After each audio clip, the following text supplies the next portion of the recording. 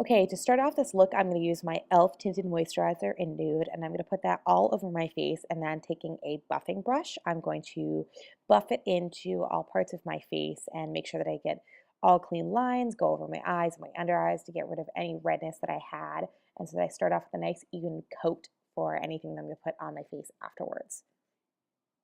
All right, looks nice and buffed out. Next, taking my L'Oreal True Match in Warm 123, I'm going to dot it underneath my eyes and conceal it just so that I get rid of any dark circles or redness that I had underneath my eyes that I sometimes get and makes it clean.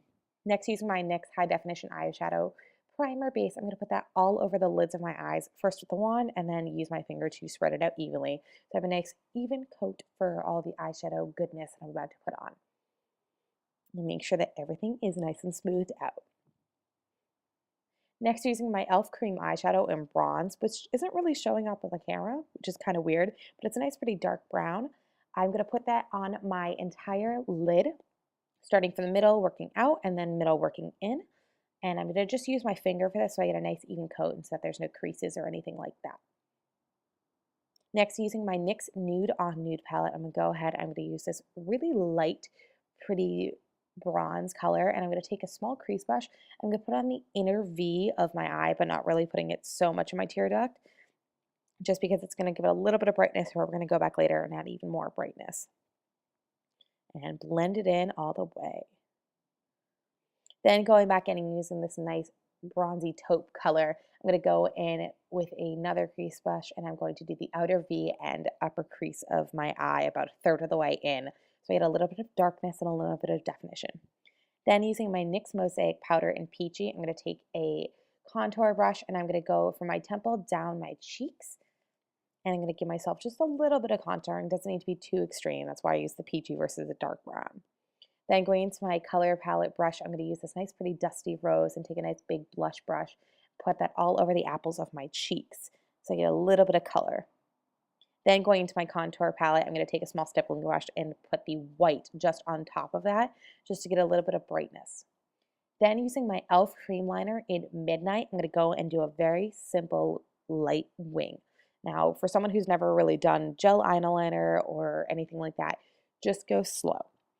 I started out at the middle of my eye, then worked outwards, and then went back middle of my eye, worked inwards.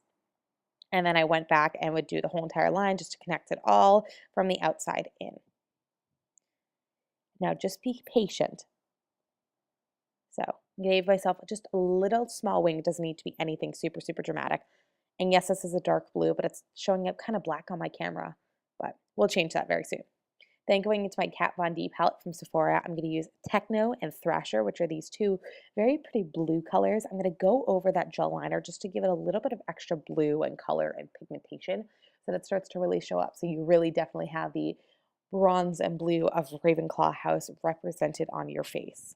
And then I'm going to take a small angle brush as well, and I'm going to put that as a lower lash line just to connect the cat eye. Give it a little bit of dramatic effect without it being too heavily lined.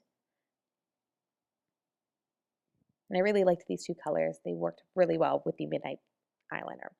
Then going back in with a small brush, I just put a little bit of this very light vanilla-ish color that had a little bit of shimmer just to the inner tear ducts of my eyes, just to brighten them up just a little bit. And then going in and using the color that was right next to it, I put that as a highlighter above my brow bone.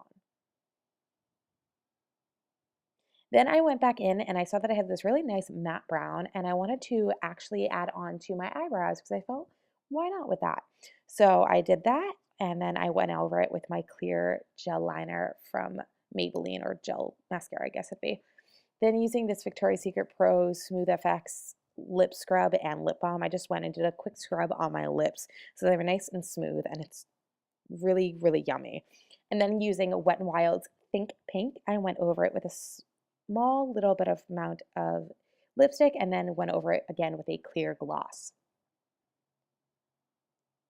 Next, using Wet n Wild's Mega Protein, I just went and did a quick coat of lashes because this isn't a super heavy lash look, but just wanted to give them a little bit of definition and make sure that A, yes, I know I look crazy, but B, my eyelashes look nice and pretty.